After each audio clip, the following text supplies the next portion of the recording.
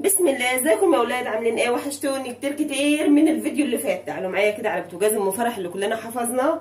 وكمان تعالوا ما نشوف هنعمل غدا النهارده ايه. كمان غدا سريع جدا جدا ومش هياخد معانا وقت خالص خالص، وهنعمله في الفرن.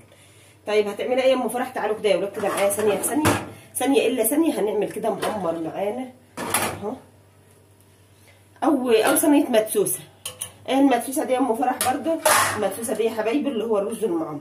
احنا هنا اوقات بنقول يعني في ناس وناس بتقول عليه معمر، وفي ناس بتقول عليه المدسوسه. تمام اهو، تمام كده اهو كده. حلو حلو كده يا ام فرح اهو. نرجع كده شويه اللبن دول كالعاده محتاجينهم. هنعمل ايه يا ولاد؟ الدنيا غلا اهو. هو خد عقده كده، خد عقده يا ام فرح. تمام. معانا هنا ننزل بقى بمعلقتين قشطه على شويه المعمر دول. بسم الله ما شاء الله. معكيش قشطه انزلي بسمنه عادي يا ولاد. تمام كده خلاص. دور القشطه مع السمنه كده خلص، مع البتاع المعمر كده خلص. هننزل بقى بالملح بتاعه. هو دي المدسوسه يا ام فرح، هي دي المدسوسه والنبي يا ولاد اهو. تمام كده. نشوف العقد كده ايه، ونحاول كده ان احنا نوزع حته القشطه دي عشان ما تعملش حته في الوش كده وحته وحته يعني. تمام. هنعمل ايه بقى كده؟ هنزل معاهم يعني بقيمه مجرم بتاع الشاي كده ميه بس. ده الايه يا ام فرح؟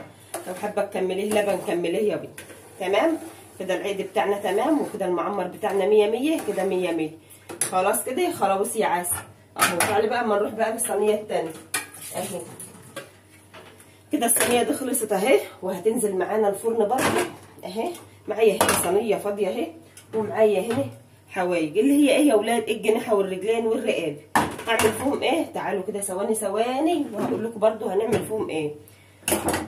طبعا غسلاهم ومشطفاهم. دي من فراخي يا حبايب قلبي، وببقى اشتلها كده في الفريزر لوقت ما اجي ايه محتاجاه. تمام. يعني بذبح وبعزل الحوايج دي بعيد عن الفرخه نفسها. يعني بخلي الفرخه ل4 ارباع بس مش اكتر اهو. تمام كده. معاكي جزره بقى بشوريها، معاكي طماطميه حطها. طماطم غاليه قوي قوي اهي. قولوا لي اسعار الطماطم عندكم ايه اللي وصل معايا هنا لحد كده في الفيديو. تمام.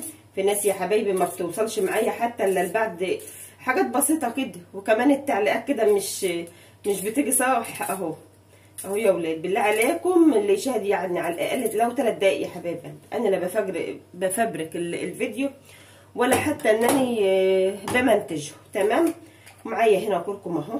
حابه الكركم حطيه، مش حابه بس هو الكركم يا ولاد كده طعم وشكل ما شاء الله اهي. ومعايا هنا ايه تاني بقى؟ ايه معايا هنا؟ فلفل اخضر على احمر وتوم وتوابل. ومعايا ايه يعني؟ هي دقه. تمام. دي دقه وانا عاملاها كده.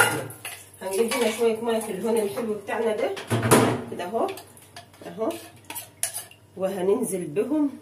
هم عايزه تقلبوهم بقى تخلطيهم اخلطي، حابه ان انت تسيبوهم كده سيبيهم.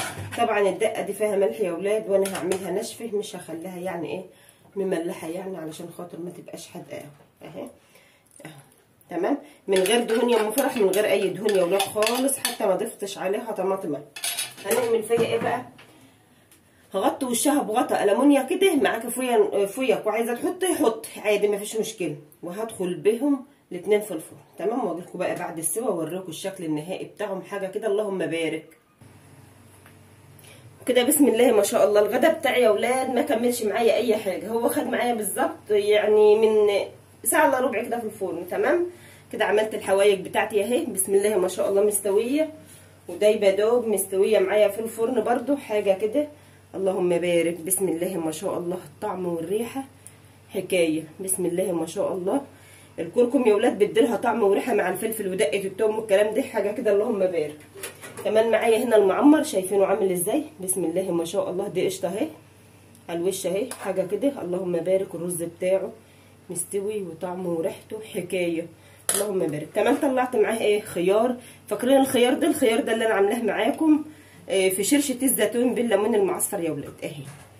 بسم الله ما شاء الله. ما حطيتلوش ملح ولا حطيت له اي حاجه، وحاجه كده اللهم بارك طعمه حكايه. البيض ده بقى للناس اللي مش هتاكل معايا من اللبخه اللي هي دي يا ولاد، اللي هي اللبخه دي ايه؟ حوايج رجلين جناحه كلام من دي.